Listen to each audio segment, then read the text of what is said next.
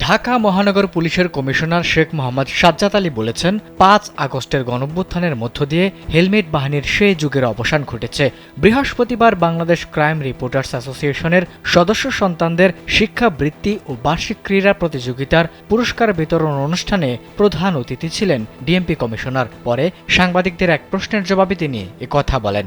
অতীতে কয়েকটি আন্দোলনে সাংবাদিকদের উপর হেলমেট বাহিনীর হামলার ঘটনা ঘটেছে।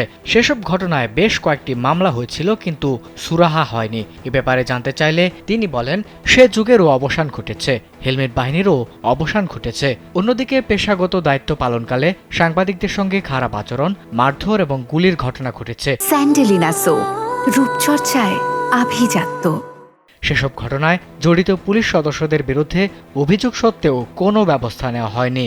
ভবিষ্যতে এ ধরনের ঘটনায় ডিএমপি জড়িতদের বিরুদ্ধে ব্যবস্থা নেবে কি না জানতে চাইলে তিনি বলেন, তারা জনগণের সেবা করতে চান। বলেন, সাংবাদিকদের ওপর কেন হামলা করা হবে? শুধু সাংবাদিক কেন, কোনো মানুষকেই তো পুলিশ নির্যাতন বা হামলা করতে পারে না।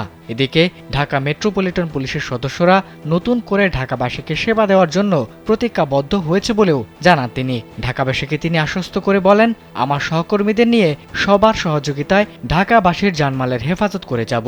ইতিমধ্যে সহকর্মীদের মেসেজ দিয়ে সক্ষম হয়েছে যে আগের মতো আর ঢাকাবাসীকে সেবা প্রদানে কার্পণ্য করা যাবে না।